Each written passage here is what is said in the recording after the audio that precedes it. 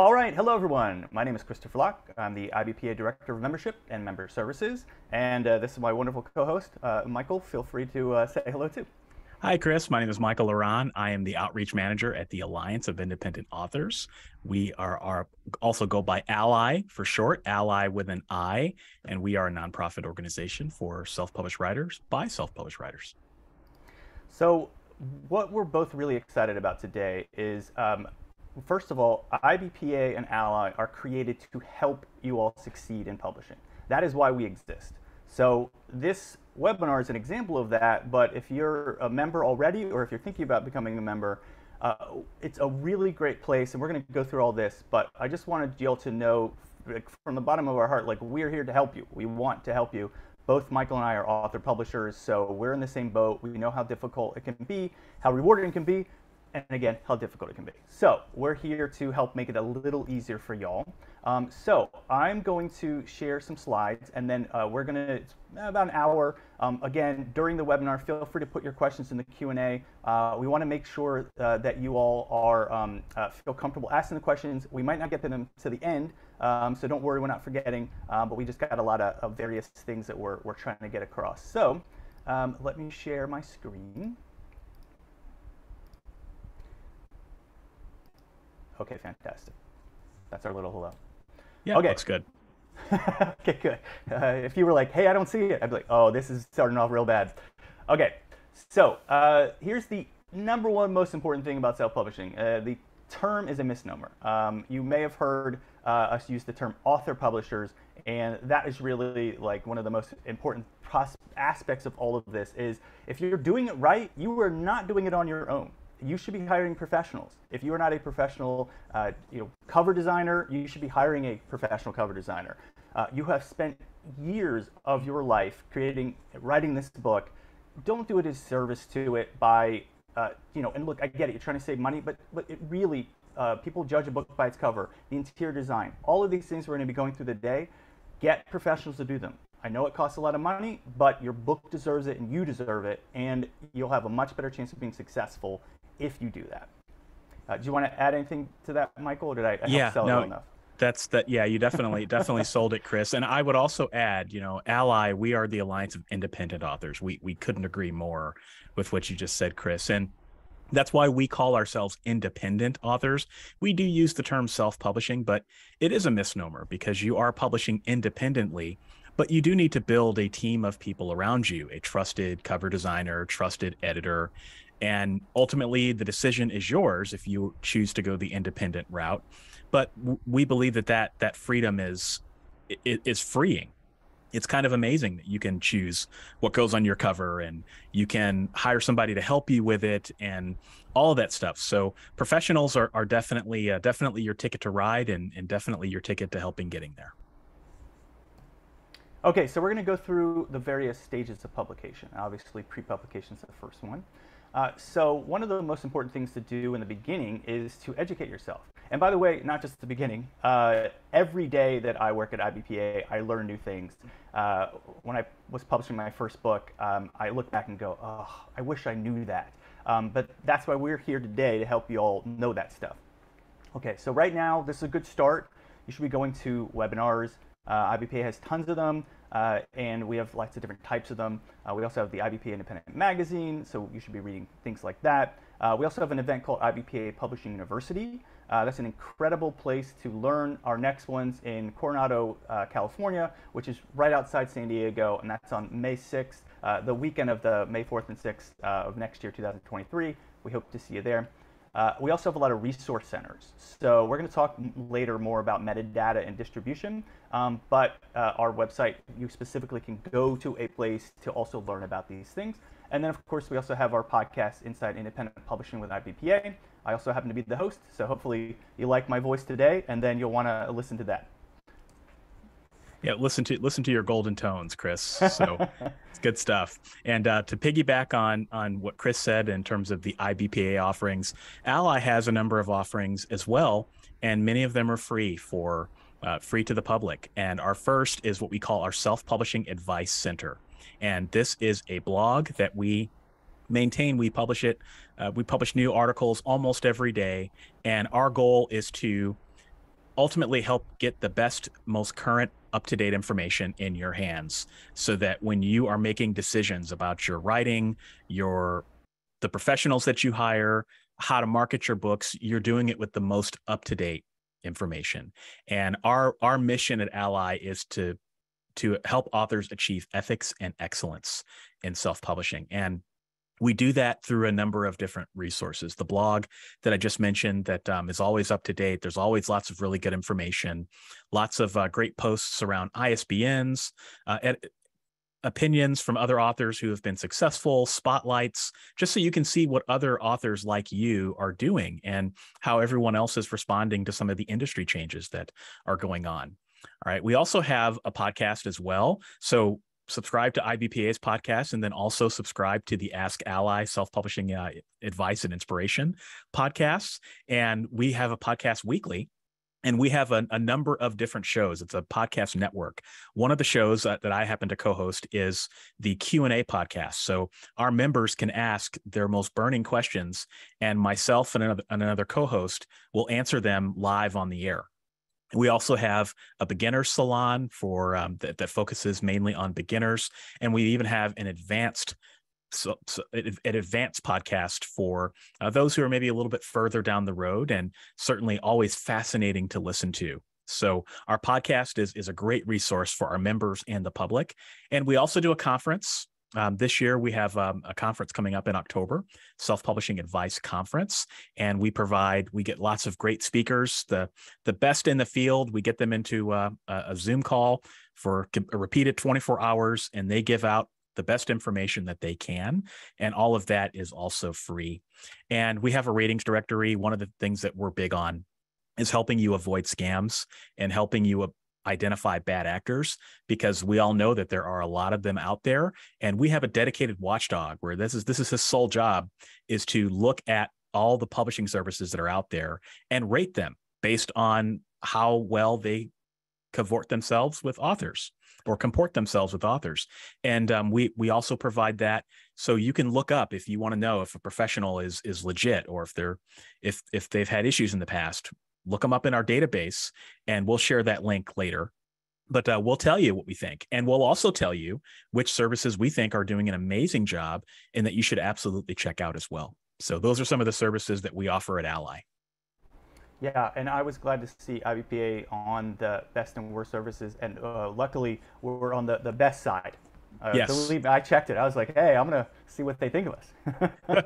But that's a really great directory, and I highly, like Mike was saying, we're going to go through some of these things later, but whenever, a lot of times people will get like these emails of like, your book's the greatest book in the world, and we want you to do our service. It's like, okay, hold on. Check them out first, because it very well may be a scam, so I don't want you all to get into a bad place with that. Okay. Number two, something that's really, really important is you need to start networking. These are, so IBPA are really helpful in terms of giving you all, connections and resources and such. But really, a really great place is to talk to each other, talk to other author publishers, ask them, hey, I've used this service, or have you used this service, is it good? So IBPA has a lot of different places. We have the IBPA member roundtables. Once a month we meet and we give people an opportunity to talk amongst each other about whatever they want to, but we also have sometimes like a theme. So for example, coming up in October, we're going to do the theme of copyright. People always have questions about that. And then in November, we're doing distribution, which is another topic people have a lot of questions about. Again, IBPA Publishing University, and also join a regional publisher association. So those are like local. So for example, like FAPA is the Florida Authors and Publishers Association. That's like a local, so you can connect with other people who actually live in Florida. And I mean, IBPA and ALLi are both international organizations, so we definitely have different events here and there. But if you do a regional publishers association, you can connect literally with people who are right next to you. And then IBPA has a list of ones that you get $30 off of IBPA membership if you're also a member of them. All right. So some of the things that we offer to help you with networking, because we believe that it takes a village to help you build a writing career is that ALLi also has a Facebook member forum. Now, this is for our paying members, but we have a very lively Facebook forum where you can post questions, ask anything you want, and you can pretty much guarantee you that somebody will have an answer for you. So it's a great way to meet other authors that are on the same path as you. Maybe if you're newer, you'll meet some other authors who are in the same boat and make some friends, which is really important. And then also we have our ALLi staff members who do monitor and pop in to answer questions that might be more advanced. So our Facebook member forum is definitely one of the best values for the money if you become a paid ALLi member. And we also have Go Creative workshops for authors and poets. This is by our fearless leader and founder, Orna Ross. She conducts these workshops, and Orna is just a master at creativity and helping people unlock their potential, and also understanding not only how to be creative, but also how to manage that with the business side of things. Orna is just very good at that. And so we also have those that are available as well. Okay, now we're moving on to publication itself. Okay. This is really important, and this is something that I certainly ran into, the idea of realistic expectations. So we want to go through some very specific details. So the cost of publishing, it can be thousands of dollars. And if you're doing it right, it most likely will be. So I can tell you that my two books cost around $8,000 each. I don't know, Michael, if you're comfortable sharing, but it's an expensive endeavor. And so hopefully you're saving up now. But if you understand that, then you're not going to do what I did, which is you end up tearing your hair out and having a nervous breakdown because you're I'm ruining myself. But really, it's just all of the things that you're doing, the cover design, interior design of your book, marketing, if you're doing it right, they are costly. These people are professionals. So just understand that. Michael, does anything you want to add about cost? Yeah. For cost, I do my stuff on a pretty significant shoestring, but I know how to do some stuff myself, and I've just been able to make some tweaks over the years. But it cost me about anywhere from $500 to $750, maybe $800 per book, and that's for hiring a professional designer and a professional editor as well. Okay, length of time. So in terms of how long, it can take about a year. And don't get stressed out when you're doing it, because if these people are doing it right, there's a lot of different stages. So with an editor or a copy editor, you're giving them your book, they are going literally word for word and line for line, and that takes time. So while they're doing that, and something that I did on my second book that was better was, with my copy editor, I asked them to give me 50 pages at a time, or stuff like that, where I was can you give me it while you're working on it, so that I don't just get my whatever 500-page manuscript at the end and then suddenly I'm going through the whole thing. But it can take a good amount of time, up to a year, and it's just the way it works. Michael, maybe now you've done 70 books, maybe you're down to 3 days, but it's a long experience. Yeah, I mean, it didn't. Yeah, it takes me significantly less time than most people to get something out, but it took me a long time to get to that point. I mean, my first book took me a couple of years to write, and so I would just argue that you don't want to rush the process. Make sure you take the time, take the steps so that you can get it right. Just as Chris talked about, hiring the right people, making sure you've got a quality product. And then the next book, you'll learn a little bit more about that process and you'll get better at it. You'll be more comfortable. And then at some point you'll reach a critical mass where you feel really comfortable and you can get books out at the pace that feels right to you. Yeah. And Michael, you want to take us through the 7 stages of publishing? Yes. So the 7 stages of publishing are ALLi's framework of thinking about how you publish your books. So if you think about any book, it goes through these 7 stages. First, you've got to write it. Next, you've got to edit it. Then you've got to produce it, right? So meaning you got to format the book. You've got to hire editors, cover designers to create what we call the packaging of the book and getting it ready for the market. And then you've got to decide where you're going to sell that book. How are you going to distribute it? We call that distribution. So are you going to sell your book through Ingram, which we highly recommend? Are you going to get it onto Amazon and Google and Kobo and all the other retailers that are out there? How are you going to do that? What formats are you going to create the book in? These are all distribution questions. And then we view marketing as two distinct phases. So marketing is everything that you do to help people know that the book is out there. We view it more as a pull approach. So your book cover is marketing. You're writing your book description is marketing. It's helping people know that the book is right for them. All right. But then there's promotion, which is what we call pushing. So paid advertising, getting in front of people, asking for reviews. These things are more active, and we view them as two distinct phases. And then there's the phase that is not appropriate necessarily for every book, but certainly is on the table for some of your books as you start to write more. And that's rights licensing. So getting your book into other formats, translations, even a movie, or even wanting to do like trading card spinoffs of your book, anything you can think of. That's the beauty of copyright. You know, as Chris mentioned, copyright is something that we can benefit from. And so ALLi has devoted a number of resources to helping authors get the most out of their copyrights. So if you think about those 7 stages, your book is going to go through all 7 of those stages. And it's helpful to think about that as a framework. Mm-hmm.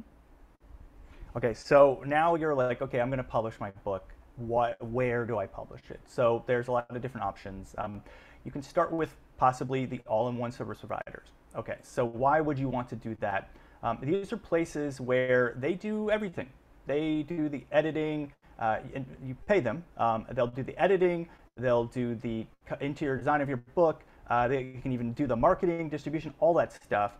So in some ways, it's easier just to do it all in one place, because then if you're looking, and we'll talk about freelancers in a second, where do you find these people? And it can be a little difficult to find them sometimes. Obviously, ALLi and IBPA have some resources, but you're still then having to, with each individual, facet of the publishing process, you're having to then go through that list of all those people and say, okay, I'm going to use this one and this one. Anyway, so it's easier sometimes with the all-in-one service provider.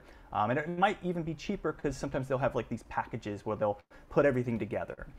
So IBPA does have different companies that we give discounts that do this all-in-one service. BookBaby's one. Our members get 10 to 20% off, and then Gatekeeper Press gets about 5% off of their different services. So it's helpful. Why you might not want to do one? Well, first of all, there are tons of companies out there, and as Michael mentioned earlier, some of them can be very scammy, and they'll do things like, we'll do the interior design of your book. They'll give it to you, and then you'll be like, wait, there are no page numbers on here, and they'll be like, oh yeah, that's $50 extra per page, or it's like all these weird little add-ons, and it can get really annoying and very expensive. And the problem is, you've already started the process now.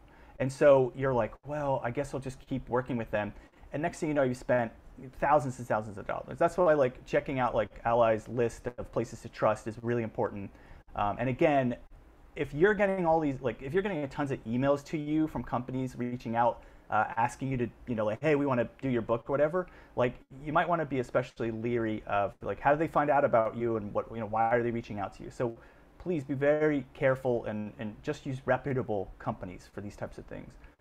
So reputable companies are everything, right? And so if you do go with an all-in-one service provider, they're going to help you get the book, but generally they're not going to take your copyright, right? They're just there to help you produce the book. You keep the rights, you keep the royalties, and you pay them an upfront fee is generally the arrangement. So if anyone wants to take a percentage of your royalties, or they want a percentage of your copyright, that should be a red flag. Right. Yeah. And I think there's also a lot of confusion between like what a hybrid publisher is versus what a service provider is. So IBPA does have a very detailed explanation of the hybrid publisher criteria, but the basic concept is, if they're like service providers, they'll just accept anyone. Like anybody can give them their manuscript, and then they'll edit it and they'll publish it and all that. a hybrid publisher is going to be discerning, just like an independent publisher. They're not going to publish everything. So some of these companies out there that call themselves hybrid publishers are really service providers, and they're just kind of using that as like a way to make themselves seem like cooler or something. But we just want to make sure that you're leery of these ones that might be taking advantage of you. Okay, so if you don't want to do that all-in-one service, you can do freelancers. So one of the cool things is they can do custom work, and they might not charge more for it, and they might be more open to it. Some of these all-in-one service providers are a little cheaper because they have templates, and they just put your manuscript into a template, and then they're like, here you go, right? But if you're like, well, actually, I'd like, for me, for example, I had like the Floron. If you don't know what that is, it's a little graphic at the top of every chapter. I wanted to have a raccoon mask. My main character in my series is a raccoon. And I was like, that'll look really cool. And I went to a all-in-one service provider, and they were like, yeah, that'll be $2 every time we put that in. And then next thing you know, I was like, well, that's like 66 chapters, and it's like, that's more expensive than the initial charge they were going to charge me. So I went to a custom freelancer, and they did it, and they did not charge me extra for that. So you got to kind of like figure out who you want to go with based on that kind of concept. And what's cool about the freelancers is there are people that have specific genres. Like, let's say they're mystery and thriller or romance or whatever. Like, if you've looked at those books, they have a very specific look to them. The interior, for example, of a mystery and thriller looks different from the romance book. And readers, even if it's subliminal, they open this book, and if it's a romance book and it looks like a sci-fi book, it's going to put them off a bit. So you want to hire people that know what they're doing, and maybe freelancers that really work in that field. They're a better way to go. And also, and this is kind of complicated, but some of the all-in-one service providers, when they distribute your book, they are listed as the publisher. But you want to be listed as a publisher, as the author publisher. And so not all of them, but you want to check that out if that's really important to you. So yeah, Michael, you know a lot about freelancers, so. Yeah, we certainly, if an all-in-one service provider is the right fit for you, that is a good decision as long as you go with someone who is reputable, as we've discussed.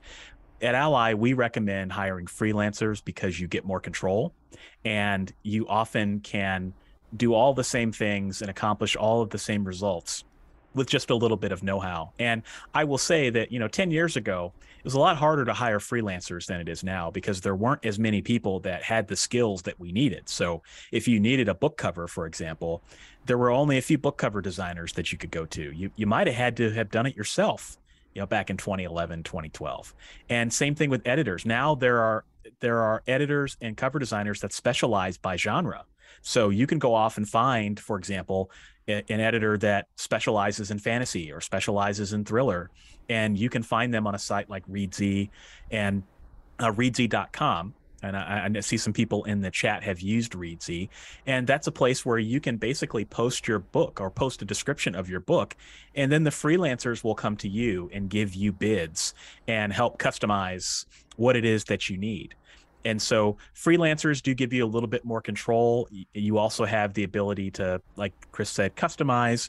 And yes, you will also be listed as a publisher, which is key. So here's also some other freelancer tips. So IBPA has the IBPA Industry Standards Checklist for a professionally published book. What's helpful with that is it goes through like very specific details of like what's supposed to go on the copyright page and things like that. So there's comp books. So which means there's other books that are very similar to yours. So let's say you write children's books about animals. There are other books out there like that. Go and look at those books. See how they look on the interior. See what the cost is. Look at all these details so that you know that your book is up to par with them, but then also kind of sticking to that genre.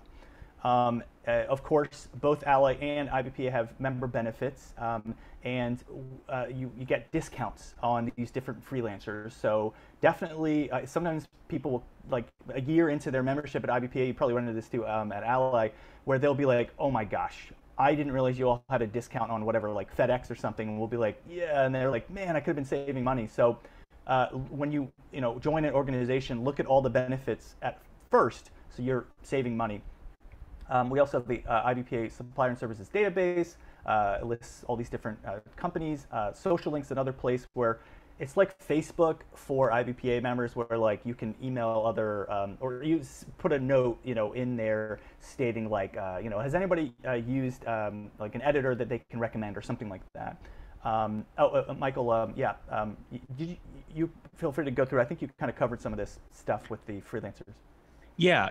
I'll just reiterate our ALLi service ratings directory, and we will share the links, some of the public links that we've talked about after our presentation. But you can find that service ratings directory at selfpublishingadvice.org/ratings to look up a service provider there. And we also talked about Reedsy. But the most important thing to do, whether you hire an all-in-one service or a freelancer, is to make sure that you have a signed contract between the two of you.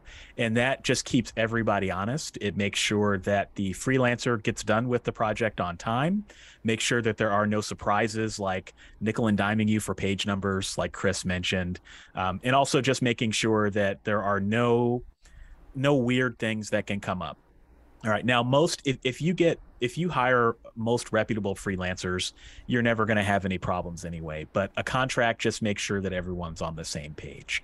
And it's easy enough to draw up just name, date. This person agrees to provide this by this date, and it'll just make things so much easier for you.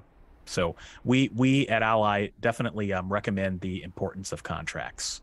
And thank you for those who shared that link I just shared in the chat. Well, it looks like you got some friends helping you out. Yeah, absolutely. Yeah, contracts are really important too, because sometimes we don't ask all the right questions in the beginning. And like Michael was saying, like you want to know how long it's going to take. You want to ask, like say, how long do you think this is going to take? And then if they put that in the contract, then you can hold them to that. You're like, hey, you said it would take a month. It's been 2.5 months. Like, so just definitely run through these things in advance. Okay, ISBNs are really an important thing. I think something that people don't necessarily understand fully, the International Standard Book Number. So IBPA recommends that author publishers buy their own ISBNs. You want to be remember how I said earlier about being listed as a publisher? So Bowker's in the US, the company that owns ISBNs. You have to buy them from them. IBPA members get a 15% discount. Michael, do ALLi members get a discount on Bowker? We do not. So we recommend people join IBPA to get that. Okay, cool. So they're really expensive. Like you're like, what are you kidding me? Like I think it's like $100 for one. You can get like a pack of 10, but it really adds up. But you can buy a pack of 1,000 for really expensive. For someone like you cheap. Publishing like 70 books, you're going to need 1,000. So you want to be listed as a publisher. You fill it out. But there are a lot of these sites, KDP, Ingram Spark. A lot of them are offering free ISBNs. The reason you don't want to go with that is because, again, they are then listed as a publisher. Now, they'll say, oh, you own the rights to your book, but I'm telling you, like, things happen over time. Who knows, 5 years from now, what some of these, things happen. You want to be listed, you want to be the one who owns your book. So, and also, let's say you get, like, for KDP, like the ISBN, that's for KDP's site. If you want to post it on whatever other sites, then you're going to have to get either their free ISBN or use your own. But if you own the ISBN, then for the different sites, you're then just giving it to them and saying, this is the print book ISBN. The annoying thing is that you do have to have a different ISBN for each format, which is another reason why it kind of ended up costing a lot. So you've got like the print, the hardcover, the ebook, the audiobook. Like it can really add up. Next thing you know, you've got like 4 ISBNs for like one book.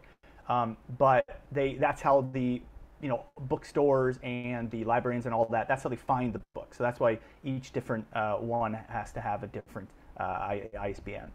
Hey, Chris, there was a question that came up around all-in-one service providers. If I use like a BookBaby or a Gatekeeper Press, are they listed? Do they provide an ISBN, or are you still listed as a publisher of record? Do you still have to provide your own ISBNs? So some of them you can provide your own one, and then some of them do offer free ones. But again, you should have your own one that you bought, because you want to be in control of it. Now, some of those companies, interestingly enough, when they distribute your book, they do, like if your book's listed then on like Amazon, it will list them sometimes, even if you have your own ISBN, it'll list them as the publisher only because they are like the one distributing it. And then that company, that retail site, that's how they sell the book. So it can kind of get confusing and a little annoying. But again, if you want to be the one who owns the original ISBN, so that if like a bookstore is going to buy your book, then they look up the ISBN and then they see you as the publisher. It also makes you look more professional. It's good to have, instead of just having a like your name as the on the ISBN, you should have a name for your company. So like I created Fathoming Press. I only publish my own books, but you want to have a company name, again, that makes it look more professional. I did do it through the state, like I got like, like the business license and all that. You can talk to a lawyer and find out whether or not you want to go through that whole process, but at the very least, you should, to look more professional, have some type of name for your publishing company other than Christopher Locke. Looks a little more professional. I agree. And someone had asked that question earlier too, so this is a good time to answer it. I definitely, I mean, at ALLi, we strongly recommend that authors start a publishing company, even if it is a sole proprietor. So a sole proprietor essentially is, there's no difference between you and your business. You are your business, essentially.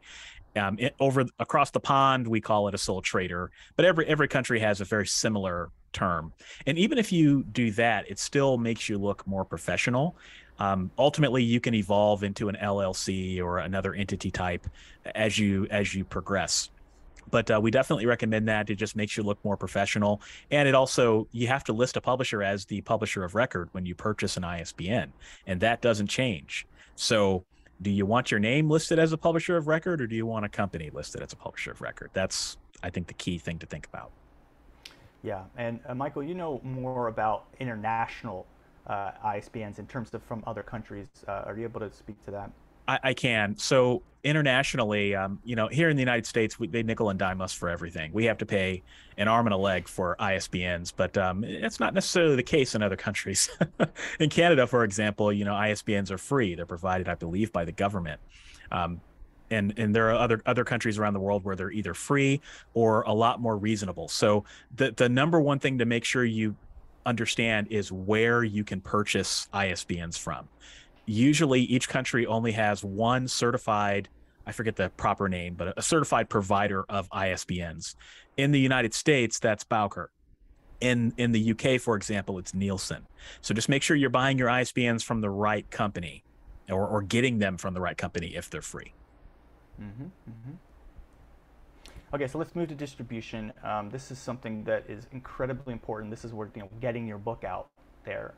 So we highly recommend at IBPA, you're going to want to have your book on multiple retail sites. I know a lot of author publishers want to just post it onto Amazon because Amazon has like the fair share of the market, but you want to make sure that people that are going to buy your book on Barnes & Noble, Google Play, wherever it is, they have access to it too. Some people do not buy their books intentionally from places like Amazon. So as many places as possible. The other reason is, again, you want to be in control of where it is. And if you only have it in one place, I will say there are a lot of members who reached out to us recently where like Amazon's reached out to them and said, hey, your book infringes on copyright, and they took down their books. Now, it was their book, they published it, they had the complete rights to it, but it took like 6 months for them to prove their case to Amazon that they owned the rights to their book. And if your book was only on Amazon, that's 6 months now that you are not making any money in your book, and you're probably hiring a lawyer to help you get it back. So have your book on as many sites as possible. It's to your best interest to do that. And then also, and we're going to talk about this more on the next page, but booksellers, librarians, and so forth, they have accounts with these different places. So like Ingram Content Group, that's where they buy their books.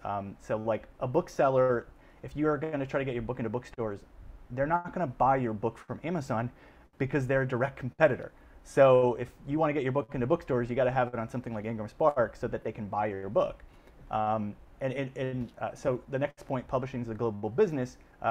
Michael, you definitely have more of an expertise on that. So yeah, yeah, everything you said was great. I would also let's make a distinction between ebooks and paperbacks. So a question came up in the chat around Amazon and Kindle Unlimited KDP Select. For ebooks, this is a program where you can put your ebook. I have to be very clear and precise here. You put your ebook into Amazon's exclusivity program in exchange for higher visibility and a little bit better treatment by the Amazon algorithms. In exchange for that, you can only sell your ebook on Amazon. Now, you can sell your print book anywhere else. Okay. Now, the problem with Amazon exclusivity is there's nothing wrong with it for a short period. At ALLi, we're always big fans of using every tool that you have in your disposal. But as we have on the slide here, publishing is a global business. Amazon Kindle Unlimited is really just, honestly, the United States market and a few other markets around the globe. It's not by any means a majority of where all readers buy their books. So by solely putting your ebook on Amazon Kindle Unlimited, you are basically locking out sales from the rest of the market and from many other countries around the globe. That's why we strongly recommend for all of your formats, ebook, print, audio, whatever you produce, that you publish what we call going wide. All right. And that means putting it on as many sites as possible. All right. Because you never know where you're going to find a reader. And because this is an international business, we've got to be thinking international in terms of how we distribute our books. KDP Select is okay for a time, but long term, it is not a viable solution for running a long-term author business. Okay, so we'll talk specifically about places. So like we said, there's places like BookBaby, Gatekeeper Press. They're an all-in-one service. They'll distribute your book to all these different sites. Then there's Ingram Spark. Now that's a really great one, and I highly recommend author publishers get their book on Ingram Spark. It does have a cost, but luckily ALLi and IBPA members get free title setup and free revisions. There's a 50 limit per year, but I'd be shocked if your average author publishers doing 50 books per year, so you should be fine with that. And you can do both your print and your ebook through Ingram Spark to distribute to these various sites. And you can tell them also, like your ebook. So for me, I did my book through Ingram Spark, but then I specifically have it on Barnes & Noble Press, the print and the ebook, because you get a higher royalty. And then there's places like Google Play that Ingram Spark does not distribute your ebook to, so that you can then have your ebook put in there. The only thing about that is that all these different sites have different specs for your cover, for your interior design, for your print. So it can get a little complicated, but you just work with your ebook designer and your cover designer. You send them the pages with all the specs, and that way when you upload it, you don't run into issues. But it's good, if you want to make a higher royalty, it's helpful. But if you don't want to deal with all that hassle, technically, a lot of places, like if you just post it to Ingram Spark, you can just go to these other sites. Michael, did you want to add something? Yeah, you can actually go to the next slide, and I can talk about it. So there's a third option, which is to use a distributor. So you may have heard the names Draft to Digital, Publish Drive, StreetLib. Those are just a few. And these are companies that will basically do the same thing that Ingram Spark does, but they specialize in this. They're in many respects, they're more specialized for self-published writers and indies. And what they can do is they can distribute your book to Amazon, Google Play, Barnes & Noble, anywhere you can think of, essentially. And they take a 10% cut of every book that you sell. You keep the copyright, everything else comes to you. All right. Now, what we recommend, we strongly recommend book distributors. We do recommend that you go direct to any retailer where you can. So if you can create an account, we recommend doing that and publishing the book directly there. So like, for example, we strongly recommend that you have an account with Amazon, that you have an account with Google, Barnes & Noble, etc. But these distributors can also get your book into books where you can't get your book into otherwise. So Draft Digital, for example, has a lot of markets all over the globe that they can get your book into. For example, Overdrive, Hoopla, certain book retailers in Spain. I think there's a few in Europe. And so these places don't have individual sites that you can log into, right? So we recommend a yes and approach. We recommend distributing your print book through Ingram. We recommend distributing your ebook and your paperback to any place that will allow you to create an account. And then we also recommend that you use a distributor to get your book into all those other little places that you wouldn't be able to get into otherwise. Now, that is a lot of work. It is a lot of hassle. It is death by dashboards, most certainly. You can certainly streamline it if you want to and just use a distributor if you want to make things a little bit simpler for yourself. But long term, we do believe that it will net you a higher royalty, and it will just help you keep more control over your books in the long term.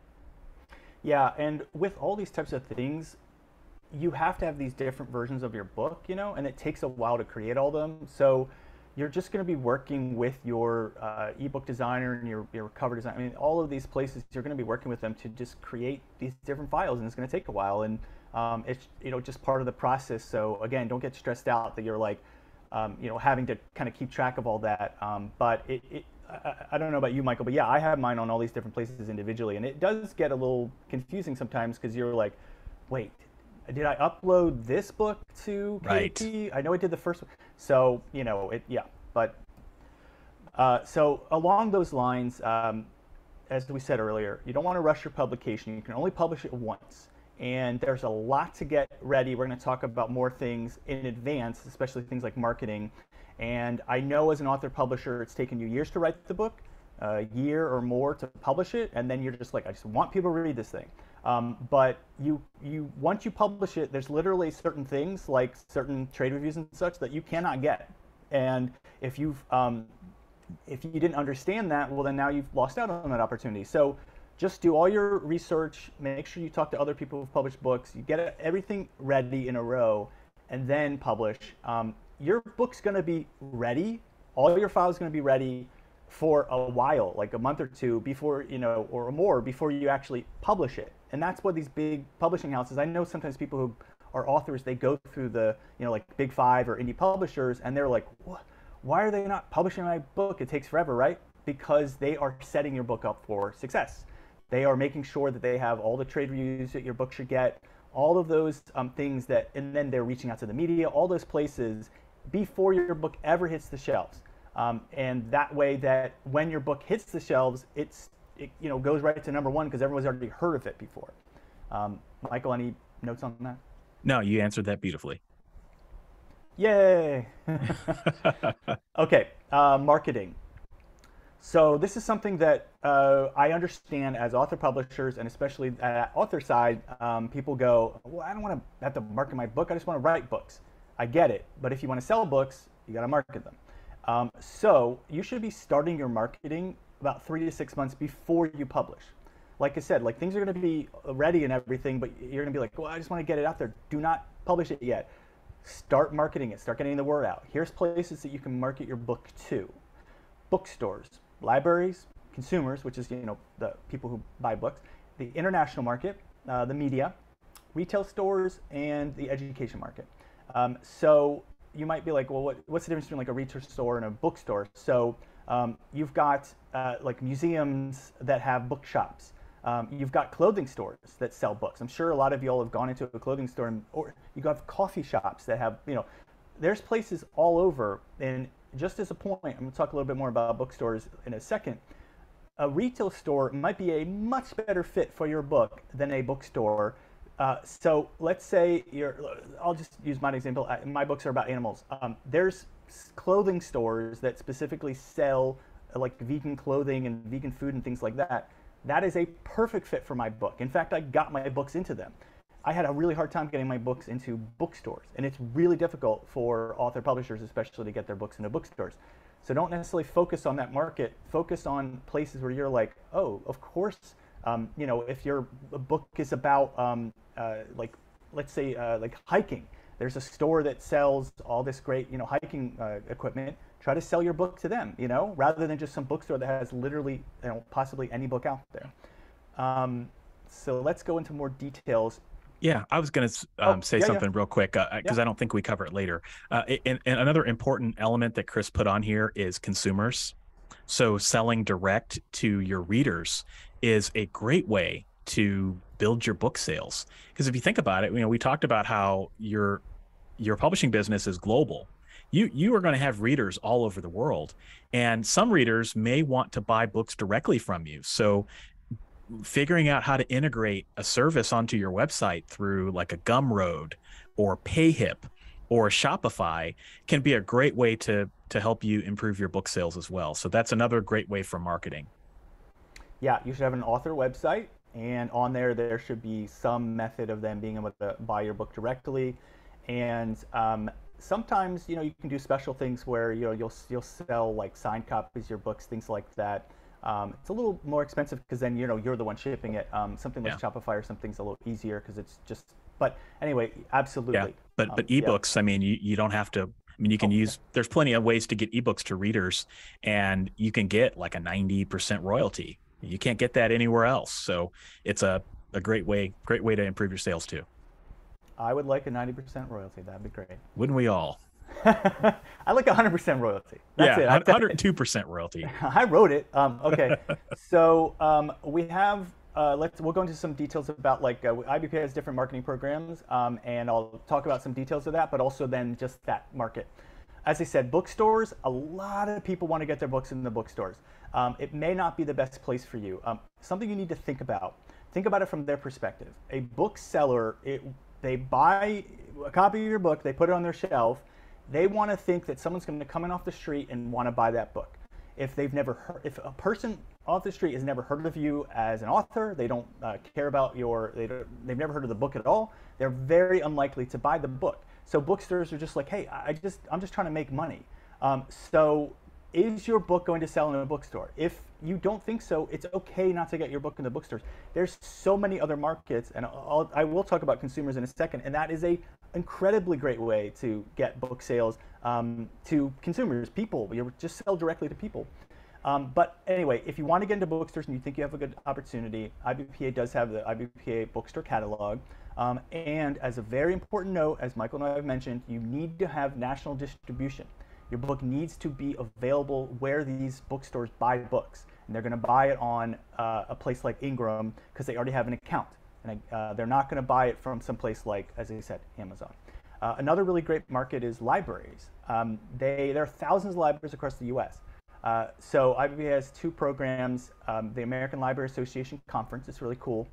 There's like an exhibit booth, and we represent your books there, and then librarians come up, and it's like really fun to literally the librarian comes up, they see the books, and sometimes we every time we have these demo tables where we have authors and publishers signing the books, and there's literally a line of librarians lining up. It's a really great way to get this contact with them directly. And then we email you a list of the librarians who stop by the booth. We also have the Library Market e-blast, so that it's an email that's sent out to all these 5,000 libraries across the U.S. Based on the type of book you have. So as Michael was mentioning, so we've got consumers. These are people that they love books, and if you can't get in the library and bookstore market, totally fine. There are a lot of authors that have done very well selling just to consumers. And that's not just through your website, it's just, like your books, I guess I said, like it's on barnesandnoble.com and all these other sites. But you should be then marketing to these people. IBPA has two options. Bookie Call, it's like a dating app, it's like Tinder or something, but instead of it being you that they're wanting to go out with, they date your book, and and then there's also the public radio author interview, so like NPR, it's a 2-minute interview, and then it's put on to NPR and all these different stations. It's excellent exposure to do that. There's also the international market. So here's something I would say about the international market. So there's a place called the Frankfurt Book Fair. It happens every year, and it's a huge book fair. It's amazing. But for something like that, and what you do is there's rights licensees that come to the booth, and like IBPA has a booth there, and they are asking, oh, do you have any mystery and thriller books, right? So then they'll go and check them out. Something I'd say about the international audience, though, is if you're trying to get into that audience, is you have to think about if your book's set in Japan, or if it has a main character who lives in a very specific part of the world, like Turkey or something. You might have a better chance of a publisher in Turkey or Japan wanting to publish it. If it's set in the U.S. or if it's about like U.S. politics or something like that, like you may not focus more on the market you think will want to get your book, and they'll help you with translations too. So if they want to get the rights to your book, don't worry, like, oh, I don't have a Spanish language version. Like that's their whole thing. They'll have someone who does that. Michael, do you want anything about some of these things? Yeah, no, you answered those great. No, no, okay. It's good. Obviously, the media is an incredible place for you to get the word out. So it's important. Something that's helpful is you want to tie your book into something that's happening in the news right now. So it could be something like your book's about war or something. So like Ukraine, or it's like Hispanic Heritage Month or something like that, right? And then your book's about like that or those issues. So find an angle, because the media, they're looking for a hook. They're looking for an angle. The fact that your book was published is not an angle for them to write an article about. The angle is that your book's about war and the Ukraine war is going on, and your book's about strategies to end a war, or whatever, right? So think of things like that. IBPA does have the IBPA Media Outreach Program. It goes out to 3,000 journalists, and it's specifically targeted to journalists who write about that issue. So it's helpful to know, like, and that's something for you if you don't do our program. If you're reaching out, you need to find out, like, what does that journalist normally write about. If they normally write about cookbooks and you're sending them your book about the Ukraine war, they're gonna be like, what? Why? So really do your research and don't bother them unless you know they write about it. And also follow their guidelines. A lot of times if you're trying to reach the media, they'll list like how you reach them, and make sure you do it exactly like that. Metadata is an incredibly important thing to get your book out there. It is it's like the title of your book, it is your description, all that stuff. You want to hone that. You want to make sure that is it's written to your genre, that it's enticing, that it has keywords and words that are really good for SEO. I know we're writers, but like a lot of us, we're fiction writers and not necessarily like, good at marketing copy. So it can be overwhelming to suddenly be like, oh my gosh, I have to write, like, I have to, describe my book in whatever, 3 sentences, and it has to be really snappy. So we have a program called the Metadata Makeover.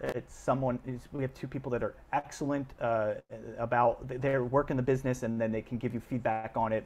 They'll help you find keywords, things like that. So, but if you don't hire them, that's fine. But probably, get help with these things. Like, don't take on, again, everything on your own.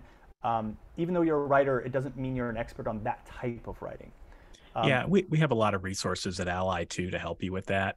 And also some resource recommendations too. So check our blog for determining the best keywords. We certainly have some posts there. There's also programs that can help you do that. One of them is called Publisher Rocket. It's by a gentleman named Dave Chesson, and it searches, at least on Amazon, the best keywords in categories that you can put your books in.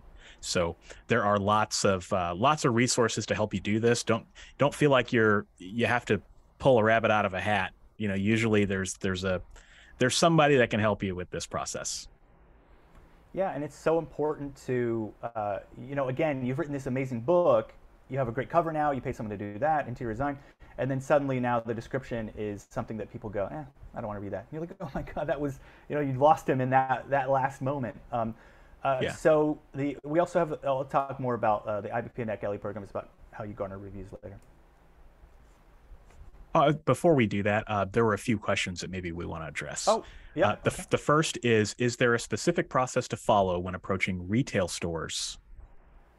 So yeah, so retail stores, so it depends, right? So if for traditional distribution, which means you have a group of people that sell your books.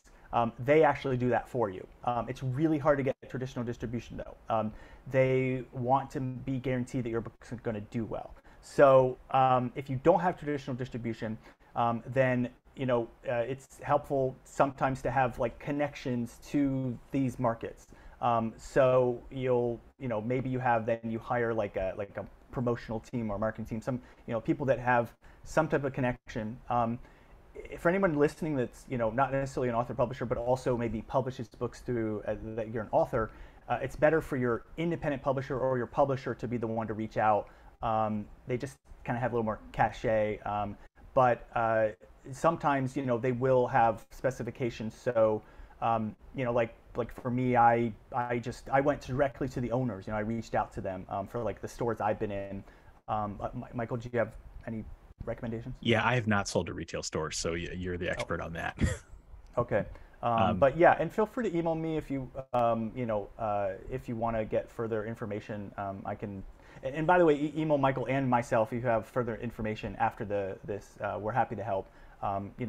We know a lot, but if we don't, then we want to get you the answer from someone else. Yeah. Okay. So next question is, for selling translation rights, what factors will weigh most heavily on a rights buyer's decision? Well, like I said, I mean, definitely you want to make sure that, like, if your book is about Japan, like, you got a good chance of getting into Japan. But think of that. Think of like what are the topics or themes in your book that are specifically related to a certain part of the world. So at IBPA, our Terry Nathan is the COO, and he's the one who runs the Frankfurt Book Fair program. So you can either email me or I can help connect you to him. But he knows a lot about the international market, and we also have like videos that we've posted about that too.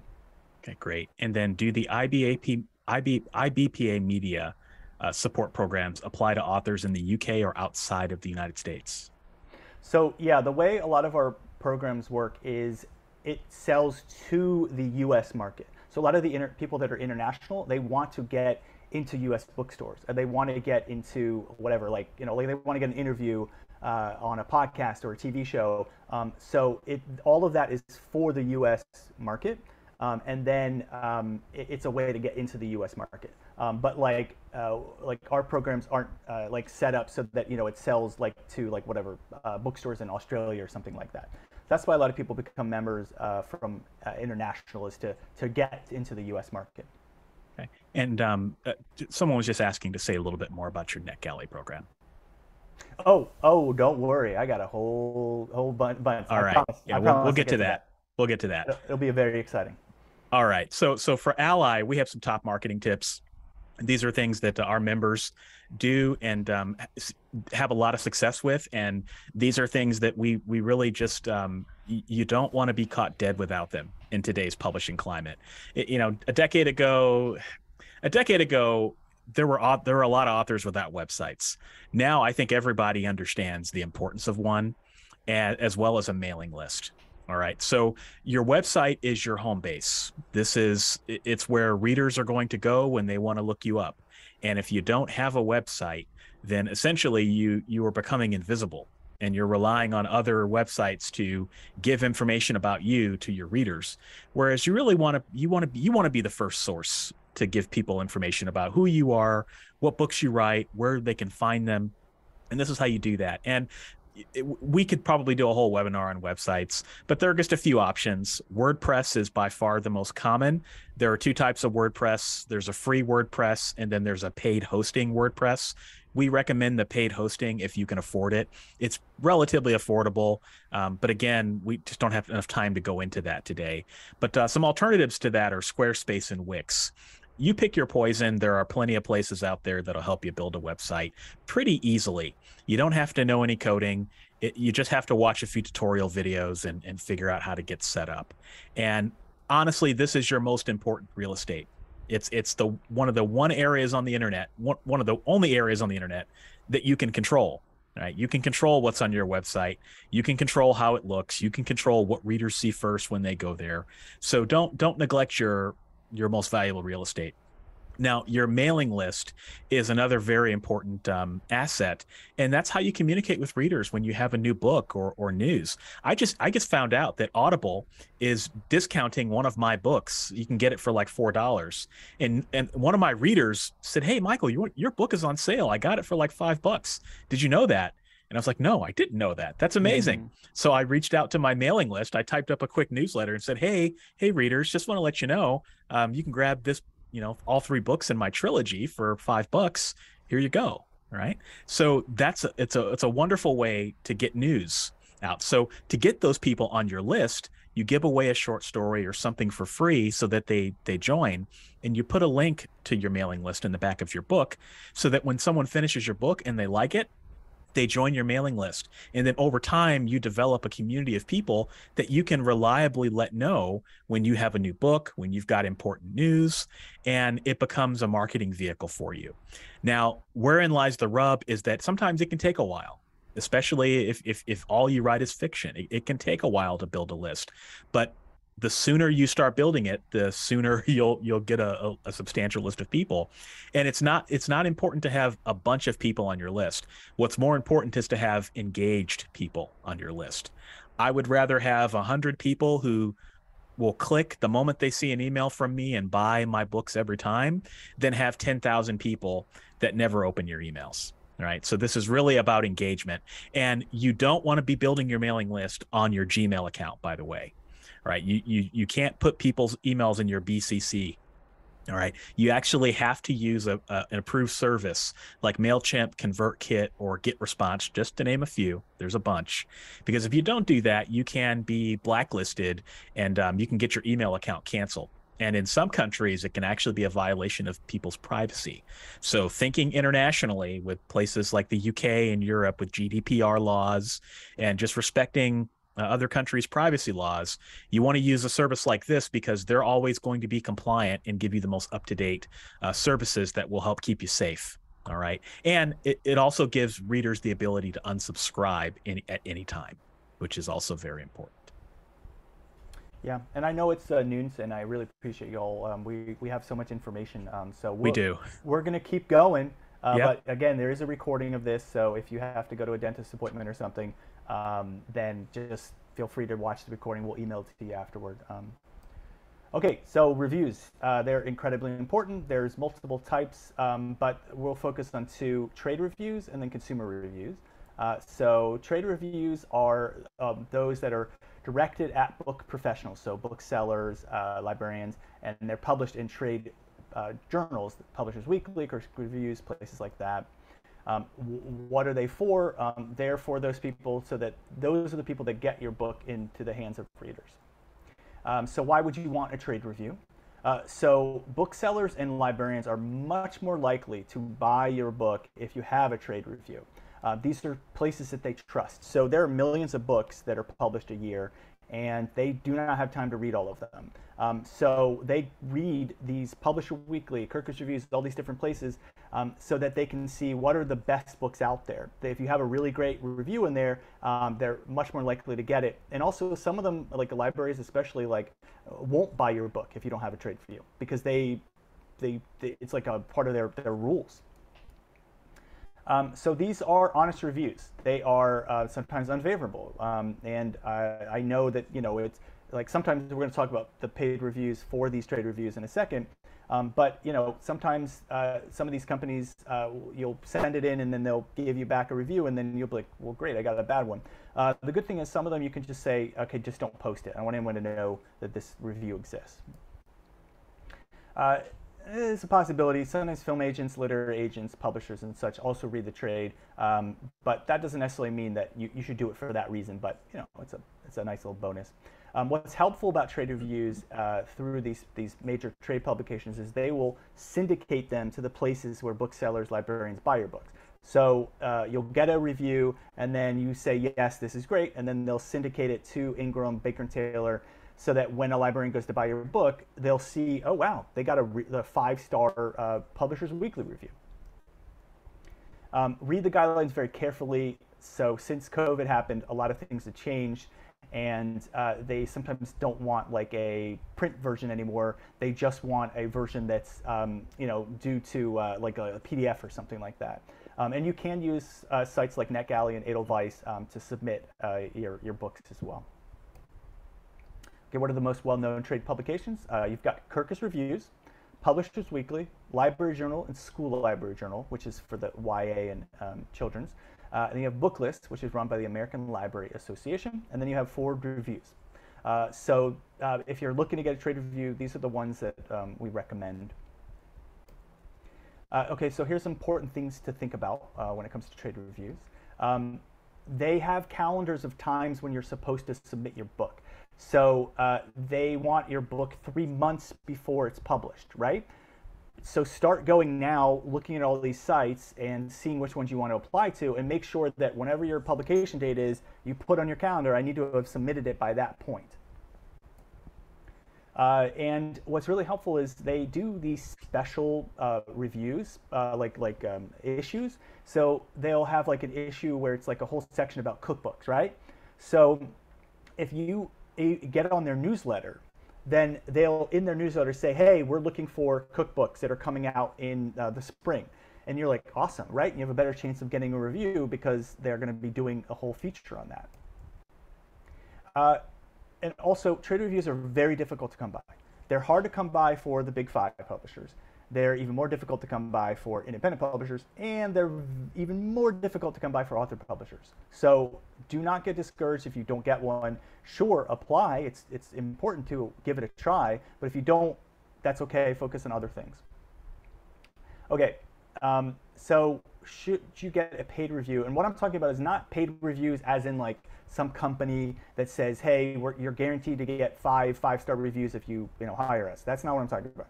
I'm talking about these trade reviews have a paid version of their review. So again, the market is specifically for bookstores and librarians and like booksellers, right? So if you don't think you're going to really try to get in that market, don't have a good chance, you don't necessarily need to get a, even the free version, although sure, why not give it a chance? But especially you don't need to get the paid version. Now, sure, it helps, if you put on your website that you've got a 5-star Publishers Weekly review. I mean, readers will see that and they'll be like, oh, wow, maybe they've heard of Publishers Week and they think that's great. But, you're thinking about your budget and you got to figure out, well, is it worth it?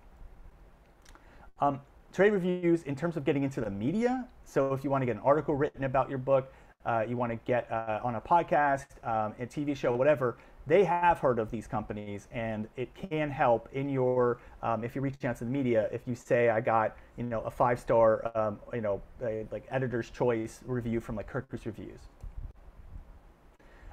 Also, keep in mind, if these paid reviews are going to go to the booksellers and all the places they buy books, again, a lot of the ones, I'll list some, do, but then there's other ones that don't.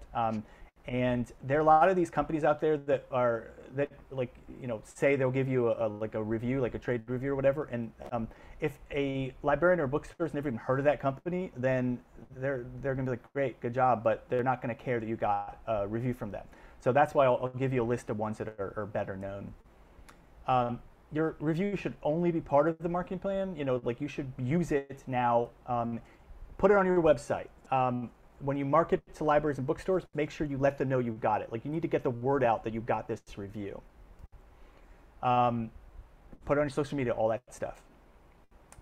Okay, so author publishers have been very successful without getting into bookstores and libraries. So if you don't have a trade review, it's fine. Again, keep that in mind. Okay, here's some of the really highly respected paid reviews out there. Kirkus Reviews. They have a Kirkus Indie program, by the way. That's how you have to apply. Publishers Weekly Book Life. IBPA members get a 20% discount on that.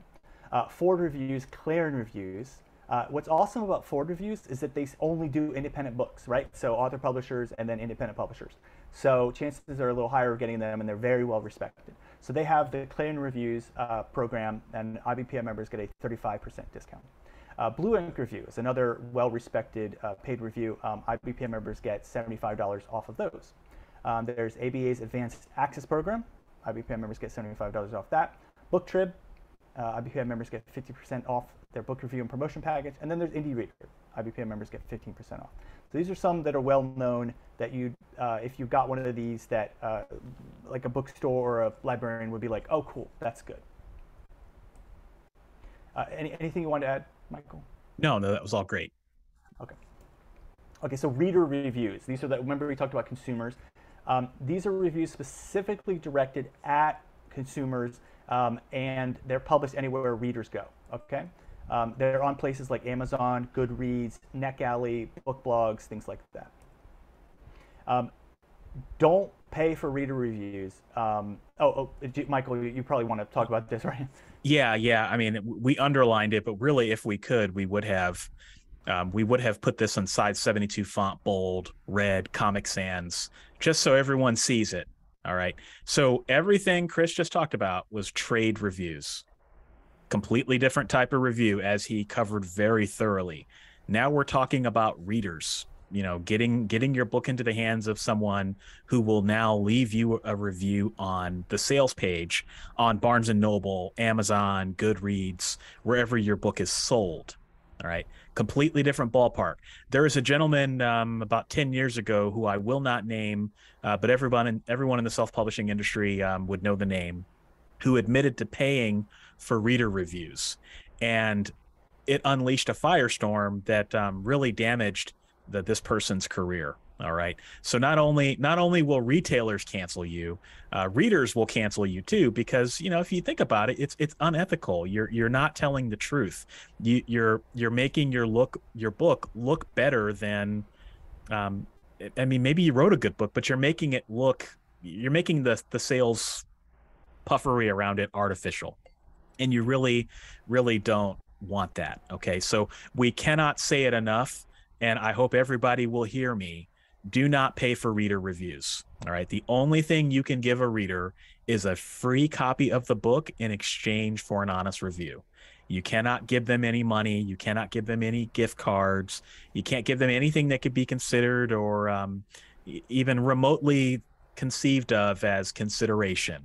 All right. So just give them a copy of the book, and if they read the book, great. If they leave a review, fantastic. If the review is pretty terrible, you can certainly ask them not to leave that review if they happen to send it to you ahead of time, like Chris mentioned with another area. But just make sure that you understand that this is a push-pull. You can send your book out there. You might not like everything that comes back, but ultimately it's a numbers game. And if you do all the stuff we talked about not rushing your publication, hiring professionals, write the best book that you can, and just do the best you can with the story and the marketing, we would hope that you would get good reviews for the book. All right. So that's just something I just wanted to make sure we were really clear on. But reader reviews are definitely very important for an author, because it's how readers communicate with each other. If you look at a book and you're trying to figure out, should I buy this or should I not? What's the first thing you do? You look down at the reviews and you see what other people are saying. And so this is a trusted way of selling books that is as old as time. Michael, what if I gave a reader a book and said, hey, there's a car outside your house. If you like my book and leave a good review, you can have that car maybe. Like, is that ethical? No, that's not ethical. It's also not ethical to say there's a car outside your house and you don't want to know what's going to happen if you don't leave a review. Anything to do with cars, probably not. Anything to do with free books distributed, get your free EPUB. Bingo. All right. Okay. But now I know. I won't see, do just so it's clear. No machine guns, no cars, no strange men outside people's houses. Just stick to the honest reviews. Right. So reader reviews are very important, as Michael said. So here's some ways that you can try to get reader reviews that are legitimate, honest reviews. Don't ask people in your like family. Ask people that but you're not it's not like an exchange where you're like, I'll read your book, you read mine, and then leave an amazing review. Just reach out to people in your network. Do free giveaways or whatever on your social media, things like that. But again, it's like you can leave a review if you want, but you're not like it's not like an exchange in terms of like you have to or something. There's a book blog tour, which is there's all these blogs, and tie a giveaway for your book to the blog. And again, like book blogs are very specific about how you get them your books, and then also you want to make sure that when you're pitching them an idea, sometimes like if they want to, like maybe interview you or something, like let's say your book's about dog adoption, you could have an article that's about the top 10 things that you should do, after you adopt a dog, and that way you're like mentioning your book, and then you give a free giveaway, but the article again is not specifically about like, oh, this book's being published. And again, book bloggers are a great group. You want to mention all that? Oh, the Book Reviewer Yellow Pages is a good place for you to learn about like all the different types of bloggers out there and ways to contact them. That's what it looks like. IndieView is another directory where you can like try to find people that would leave reviews. There's a book blogger list. Some are, so be very careful, some are the pay, but then there's the free ones. And anytime someone comes up to you or they email you or anything and they say, I loved your book, say, thank you so much, would you be willing to leave a review? They're a fan, they like your book, but they might just not have thought about leaving a review. Don't be hesitant, don't be shy, these are your fans, they like your book, they'd be happy to. Now, sometimes you'll email them back and tell them, could you leave a review? And then they don't, right? Okay, fine. But always ask. They're not going to be angry at you. They like you. They like your book. Yeah, and I'll say something else too. Oh, go finish your thoughts. I was going to say, someone asked about advanced reviewer copies. So is it okay to give advanced copies of your book to potential reviewers, or is that unethical? The answer is that's absolutely okay. And in fact, that is a tried and true way of getting a lot of reviews before publication. So in the trade review section, we talked about how reviewers have calendars and how they have to get books within a certain amount of time. Some book bloggers have calendars too, and getting your book to them early is an important way for them to have enough time to read the book. Or even if it's just a standard reviewer, they're going to need some time to review your book. And so ideally, you kind of want to time it. In a perfect world, doesn't always work out that way, but in a perfect world, you want to be able to get the advanced review copy to the reader, a digital copy or a print copy if they want that, and then give them enough time so that when you publish the book, they can go and leave a review on day one. Easy to say, hard to do. Sometimes it's like herding cats to get reviewers to leave reviews, but you got to give it the college try. And even if you can get a few on day one, that can make a big difference. Yeah, and some things that I do are I tell people it can be short. Like you don't have to, like reader reviews are not a professional review where they have to, give you a synopsis of the whole book again. It's literally just, I love this book, it's amazing. And you can even tell them, whatever you just wrote me in your email, you could just copy and paste that. KDP Select does do a free giveaway, so that's a way to also possibly garner like free reviews. It's like for 90 days, and you can do certain days out of those, so that's another option.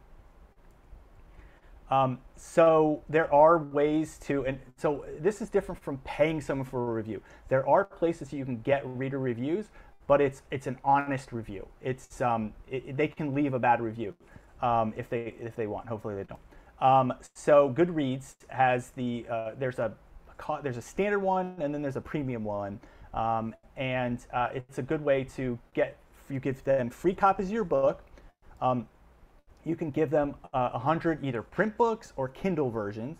Now, the Kindle is a little easier because right after the giveaway ends, they just are sent the Kindle version. The print version, you have to physically mail that to 100 people. So probably the Kindle is probably a better way to go. But you can, if you want to do the print version, then you can sign the books, and you know what I mean. So it could be interesting to entice people to want to do it. It's good exposure for your book. It's added to the want to read list of all these readers that want to be part of this giveaway, and it's put into their news feed. So everybody who's like reading their news feed, then they see, oh, this person wants to read this book, and so maybe they do too. I've heard people say that sometimes they give away all these free books, and then they're like, what the heck? I only got 3 reviews or something. So like Michael said, just because you're giving away your book for free, ideally you want them to leave a review, but they may not, and that's just part of how it works. So keep that in mind. Yeah, Goodreads is a hit or miss. It really is. I mean, if you're going to do it, definitely ask around and reach out to some folks who have used it and have experience with it, because that's a lot of money to spend on something that may not get you some results. There's a course by Alessandra Torre. She's a best-selling author and the founder of Authors AI. She has a Goodreads course that I believe she incorporates Goodreads into her strategy. It might be a good idea just to see how some best-selling authors are doing it, so that if you do choose to spend that money, it's money well spent. Yeah, their company created Marlowe Pro, which our IBPA members get a discount on that. And yes. It's a really interesting program, which is kind of different from all this. But anyway, I recommend reading up. It's like an AI program that kind of you can put your manuscript in, and it'll tell you if you have like how your book relates to other bestsellers and ways you can adjust it. Okay, so IBPA has the IBPA and ALLi program. This is the 650,000 or more readers are on there. A lot of them are book lovers, but there are also educators, librarians, media. And what you do is it's a digital galley or an audiobook version of your book, and you post it on the site. Now, if you do it through us, you give us the materials, and then we post it on the site. And then these readers on there will download it for free, and then ideally they will leave a review. And again, it's honest reviews. They're not all going to be 100%, like favorable, but they can leave their reviews not just on ALLi, which is in of itself a world where book lovers go to learn about good books. They also can leave it on other sites, and ALLi makes it easy for them to leave it on Amazon, Goodreads, and all that, because they can just click a button, it sends automatically to those other sites. And the reviews sometimes, they can take time. So people, like, we post their book, and then the next day they're like, oh, where are my reviews? And you're like, okay, hold on. These are literally like real people that have other things going on. They want to read your book, but you got to give them a little time. And sometimes people ask, well, how many reviews am I going to get? We've had people post their book, and they get 100 reviews or more, and then other books that don't get as many. And it comes down to, like, do people want to read this book? Are they excited about it? But the program's not just about getting reviews. You get all these stats. You find out why people wanted to read the book. Was it your description? Was that great? Was your cover great? Was your cover not good? If you get 100 people giving you a thumbs down in your cover, I highly recommend changing your cover. And this is a place to do it. And you can post books that have not been published yet and post books that have already been published. If your book hasn't been published yet and you get 100 dislikes in the cover, you have time to fix it. So it's a great place to get an idea of how people are reacting to your material. I already answered that.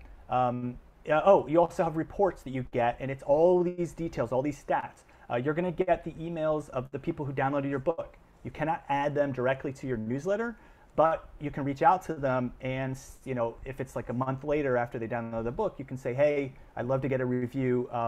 It'd be great. And if they already left a review, you can email them and say, thank you so much. Can you leave it on other places? Also, you clearly like this book.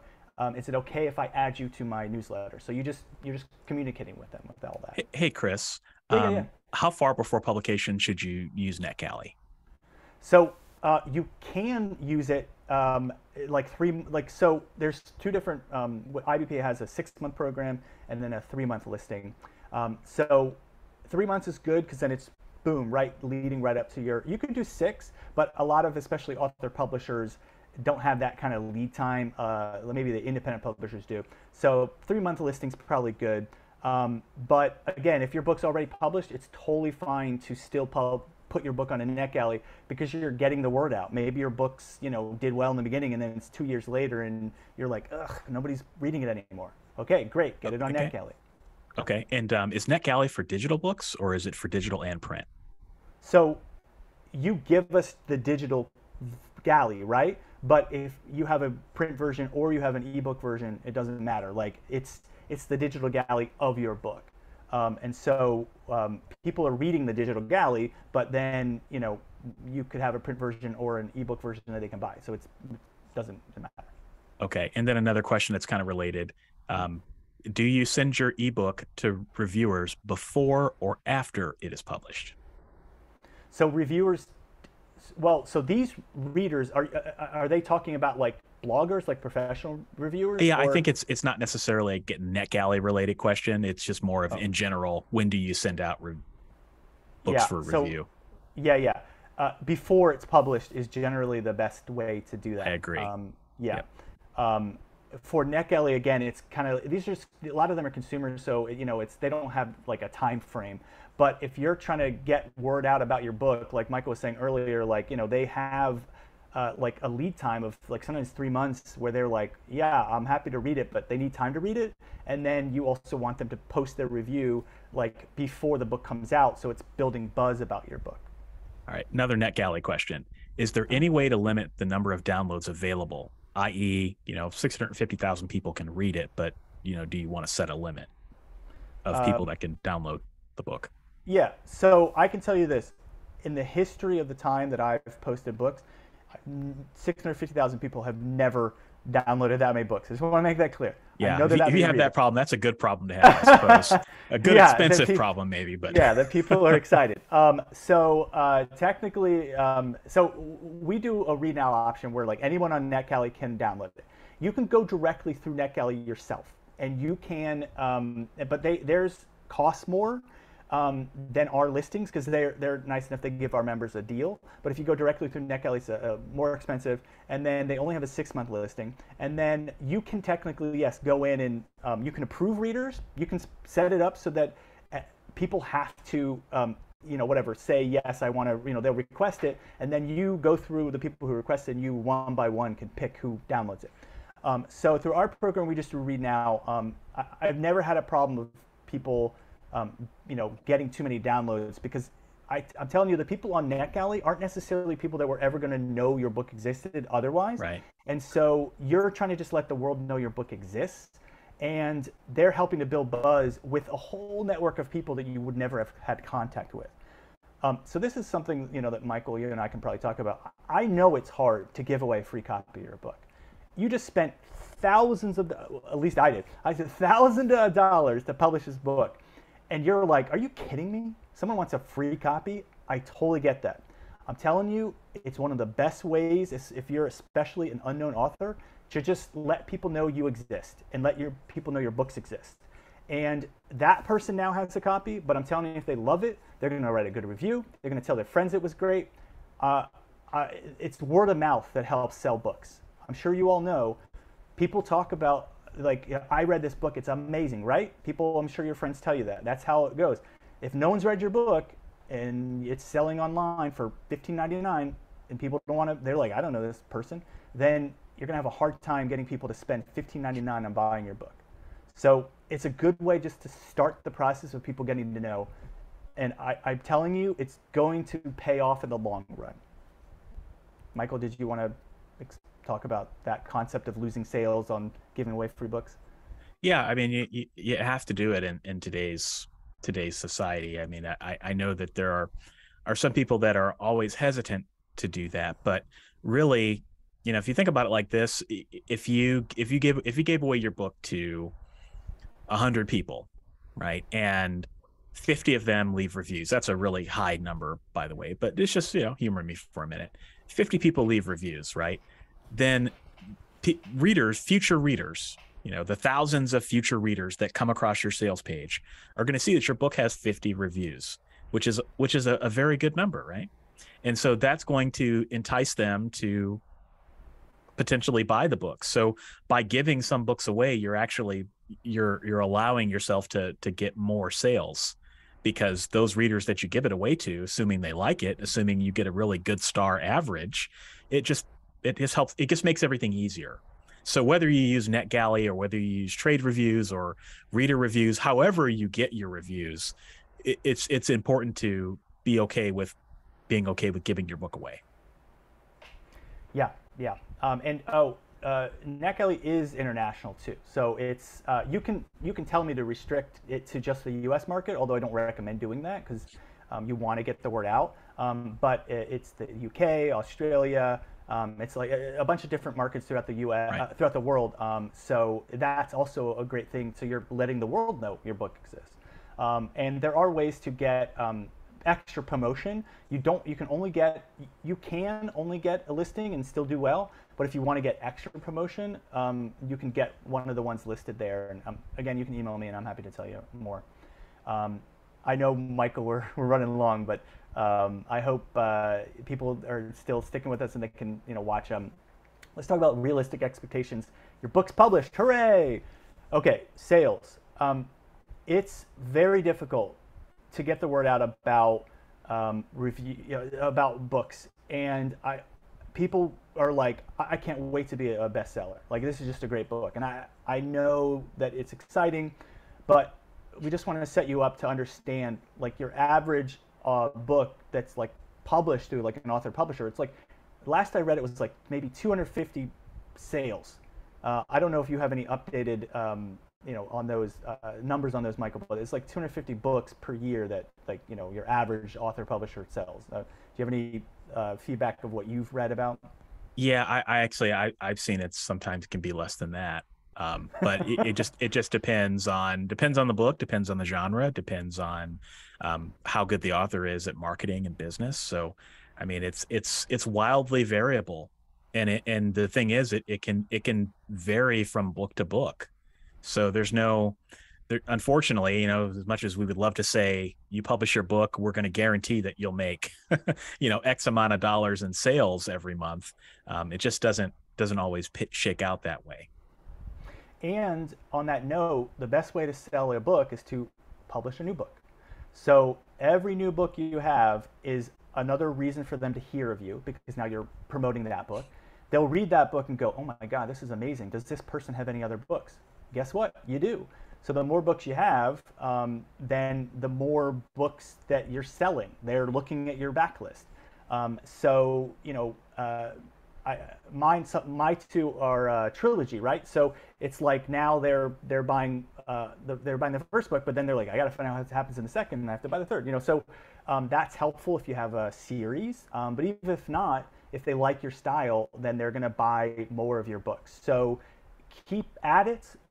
If you can obviously afford it, but keep publishing more books. Don't get discouraged, because some people you've heard of, it wasn't until their fifth book that they became an international bestseller, and then people bought the other books, right? So just keep that in mind, that just because your first book doesn't make you a millionaire, it doesn't mean that you're not eventually going to succeed. But go into it knowing that the chances of it, the first book, and you're an unknown author or whatever, chances of it being like, even the New York Times or whatever bestseller are pretty low. Don't get discouraged, just keep at it. And I would say, do not use sales as a representation of how good your book is or how successful it is. Every email that I get from someone says that they read the book and they enjoyed it, success. That's we want to touch people. We want to reach people. That is your level of success. People enjoy your book. So don't worry that, if only 200 people read your book, that is 200 people that read your book and then left reviews, said they love it. Eat that up. It should mean everything to you. Michael, did you want to add anything to that? Yeah, no, I would just add and segue into the learning curve. Mm-hmm. That this is, it's not something that some people hit it out of the park on their first book, but being a writer is a lifelong journey, and it requires a lot of different skill sets. It's not just about writing a book. It's about also learning how to work with professionals. It's about learning how to market. It's about learning business. It's about learning what readers want and what their expectations are. And I think it's actually an unrealistic expectation to think that you're going to knock it out of the park the first time around. I very much view this as a lifelong journey. And I know that many folks at ALLi feel the same way. And so, if anything, just focus on publishing that book. If it doesn't do as well as you would hope, then try to figure out why. Was it the cover? Do you need to continue improving your craft? What did readers say about it? And with the next book, you'll hopefully do a little bit better. And with each book you publish, you will get better. And it will make it easier for you to eventually hit your expectation of success, whatever that is. Yeah. If you haven't, if you want to reach out to Michael and myself, please do. We're here to answer your questions. We want to be helpful. I hope that you could tell by this presentation that is like our sole existence in the world with IBPA and ALLi is to help you succeed, and we have a lot of resources to do that. Some we've mentioned here. There's a lot more that we haven't even mentioned here. Like our organizations do a lot more than just even the things we mentioned here. But please contact us. We want to hear from you. And I truly hope that your books are a success. And if not, then don't give up. Like this is, like Michael was saying, this is the long game. So keep at it. Michael, is there anything, any questions? I'll leave up our email just for a few minutes more, but maybe we can go to Q&A because I haven't checked in the Q&A. Yeah, let's knock out some of these questions. We got a lot, but we'll get through as many of them as we can. I was told by my publisher that this call is also relevant for those of us that do most, if not all, of our own marketing. The answer to that would be yes. So hopefully we satisfied that question. I'm just kind of reading these as I go here. When I completed my manuscript several years ago, I submitted it to the Copyright Office here in the United States. Now I have rewritten it, doubling the book's size. Should I submit that back to the Copyright Office, and can I withdraw the prior copyright?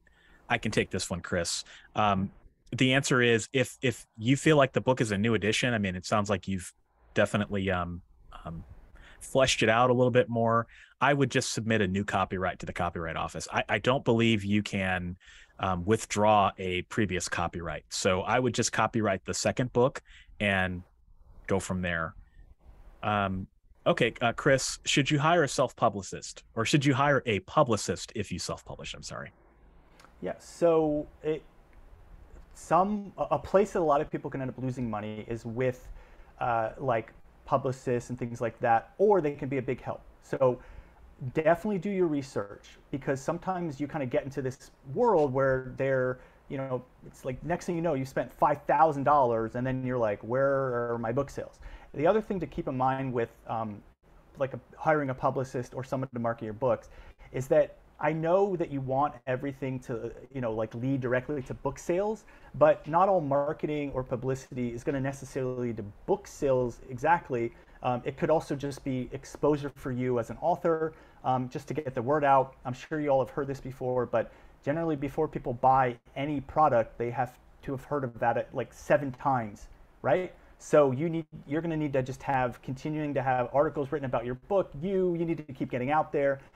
So sure, you can hire someone, but be very careful that it doesn't suddenly get out of hand, and next thing you know, you're spent thousands of dollars. That's why like ALLi and IBPA, like we have connections to publicists. IBPA has all these marketing programs that are low cost, and they are because we have 4,000 members, and so what they would normally cost to get on the cover of Publishers Weekly is much less, because now we have multiple members who have their covers that are being put on the cover of Publishers Weekly. Yeah, if you're gonna do it, it's a difficult thing to justify. From an ALLi perspective, I think we probably say your money is better served elsewhere. I think there are other services you can use that will give you a better value for your money. But if you are going to use one, I would definitely go through IBPA, and get some, and make sure that you have a vetted service as well. Okay, next question is, Chris, can you clarify some terminology? We use the word independent publisher throughout the presentation. Can you explain the difference between a small publisher versus an independent publisher, like an author publisher versus an independent publisher? So an independent publisher is, yes, someone who publishes other people's books, although sometimes they publish their own books. An author publisher is specifically someone who only publishes their own books. And then an author is someone who someone else publishes your book. And then a hybrid publisher, I know there's so many terms. A hybrid publisher is, again, a company that will cover some of the costs of your book, like in terms of like whatever, like the cover design or something. But then you as the author, you cover some of the other costs.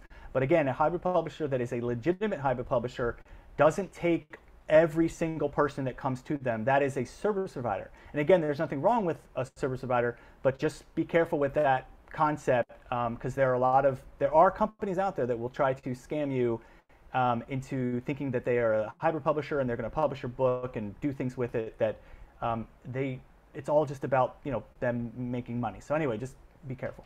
Yeah, thank you for that. Next question is, does IBPA or ALLi provide any discounts, referrals, or exchanges with audiobook narrators?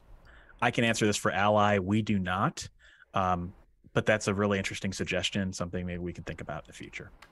Yeah, so IBPA does have a discount for a company that produces audiobooks, and then they have narrators too. They're Audivita Studios. So if you go to our page with all of our member benefits, or if you just hang out for 2 seconds, I can put it into your answer and show you the page. Yeah. I would recommend Findaway Voices or Authors Republic.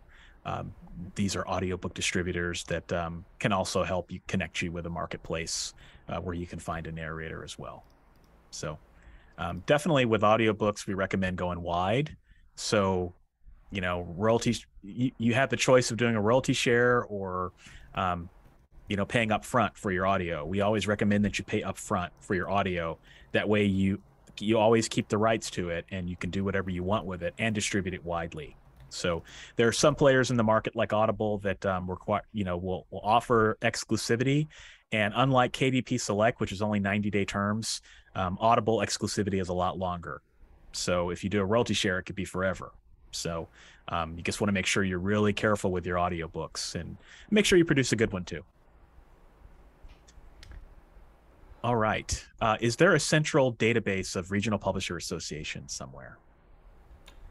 So I saw Paul was nice enough to post a link on our page of the regional publishers associations that are that IBPA has connections to. But of course, there's going to be more than that as well.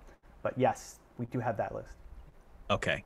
And this will be recorded, but will we be sharing the slides afterward? Can we share the slides? Yes, we can share the slides, sure. Okay.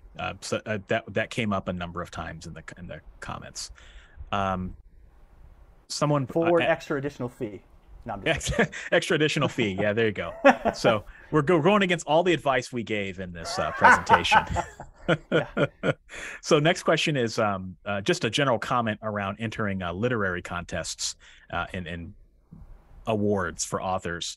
I would also say that ALLi has a watchdog ratings directory for contests as well. So I mentioned that we have one for service providers, but we also have one for contests because that's another area where you can get scammed.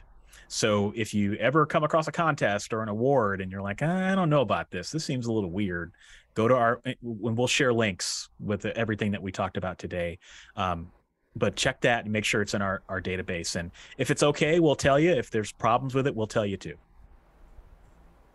All right, next question is, would IBPA and ALLi consider offering a discounted dual membership so we can affordably join both of your organizations? I can tell you, ALLi members get $30 off of IBPA membership. But you can reach out to, you all have our promo code. So reach out to ALLi to get that promo code, and then yes, you can become an IBPA member for $30 off. As for a dual one, we haven't talked about that. But yeah, we haven't talked about that. I mean, we have some systems challenges naturally in being able to integrate that. It's a suggestion well taken, but probably not something we'll be able to offer at this point. But certainly we have a valuable partnership here, and doing webinars like this and trying to get good information out to all of you is really important for us. Okay, next question is, what are the pros and cons of self-publishing over using an indie publisher? So like a small press. So, I mean, the pros are, if they're an indie publisher, then they're covering the cost of everything, right? So that's really helpful. They also have the know-how. If you're an author publisher and you're just trying to publish your first book, you're learning everything. You're wearing the hat. And even though you're hiring professionals to do these things, like Michael and I were saying, you don't necessarily know what all those things are. Even though we've done our best to kind of list them, there's a lot of other things that go into all this. indie publishers also have all the connections already, or not all, but they have a lot of connections already with bookstores. Maybe they have a traditional distribution, so they have a team of sales people going out to bookstores. So with all those things, I mean, it's very helpful to have a publisher, supporting your book. In terms of cons, if you want to be in control of everything, like when the book comes out, how the cover looks, because the truth is, when they buy your book, they're buying the rights to it in terms of like they'll tell you about the cover, but for the most part, like you're not designing the cover. Like they have professionals that do that. So if you want to, you know exactly in your head like how you want it to be designed, and you hire someone to do that, that's fine. But you lose some of that control. Michael? Yeah, no, that's great. Control is the number one thing. You have more freedom as a self-published author or independent author than you ever will with a traditional publisher or even a small press. All right. So if you want to change your cover, you can change your cover. You want to change your price, you can change your price. You want to change your book description or your keywords, you can do all that at the turn of a dime as a self-publisher. When you have a traditional publisher, you can't necessarily do that. If you can do it at all, it's going to take a long time because it's got to go through people, and people are working on other things, and it can be just a challenge. Another thing that's important to point out is that with self-publishing, you keep the copyright. When you sign a deal with a publisher, you're licensing the copyright to them. Usually you're giving them a big bundle of rights that you can no longer do anything with. So if you, for example, AI audio is coming out right now. If you wanted to make an AI audio book, you licensed all of your audio rights to a publisher, you can't do that. All right. So that's just an easy example. So you keep that control, and you keep your copyrights, and your royalties are higher. So a self-published author makes anywhere generally from 60% to 70% royalties for each sale. All right. That's significantly higher than what you would make if you went the traditional route, where it can vary, but you're not going to make anywhere near that level of royalty amounts. Okay, so that's just scratching the surface. Honestly, there are a lot of other pros and cons to self-publishing, but just wanted to give the ALLi self-publishing angle on that. Okay, I can take this one too. How is the price of a book set, and who makes that decision? So if you self-publish, you choose, essentially. So if you want to market your book and sell it, you choose the price. Now, that's not to say that you should charge $9,999 for your book. Okay, that's probably not a good idea. But for an ebook, you want to price what other people in your genre are doing. All right. And traditional publishers are probably going to price their books higher because they've got a higher profit margin. As a self-publisher, your profit margin is nowhere near theirs. So you can afford to charge less, make a higher royalty, and sell a higher volume and make more money. Okay. So the best way to determine what the price should be is to do your research. Now for ebooks. Now for print, there's going to be printing considerations, right? So how much does it cost to print your book? Where are you going to distribute it? What's the discount, on Ingram? All of these things have to be factored in. But you also want to look at what other people are doing, because that's going to give you a good starting point. So anything you want to add, Chris? No, you got it. Okay. Next question is, I freelance and I create my own contracts. I've never heard of an author I work with providing the contract. Is that normal or recommended? Well, I would say certainly if the freelancer doesn't provide one, then I would definitely provide one. It's just a good thing to cover your butt, so to speak, right? So if you're an author and the freelancer doesn't have a contract, there's templates. You can find them online very easily to help you if you need to do that. Okay.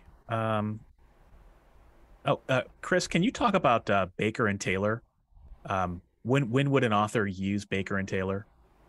Yeah, I mean, my understanding is that like they're for libraries. Like I don't think you can just email me. I'll get you more information.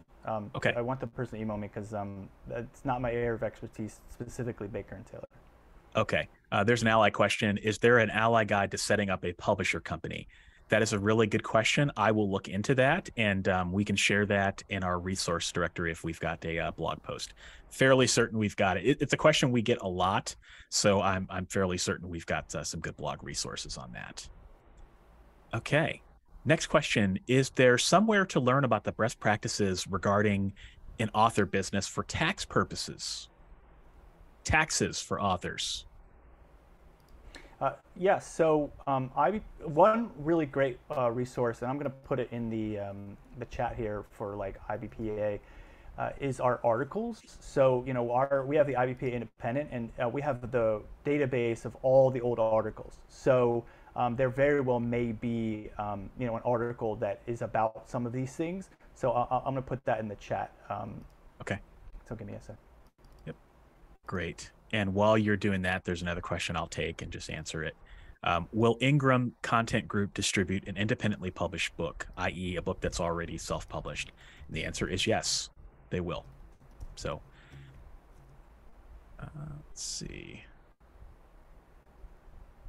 Next question is, if you do Amazon exclusivity for a short time to launch a book, how long should that exclusivity period last? And the answer is each term of KDP Select lasts 90 days.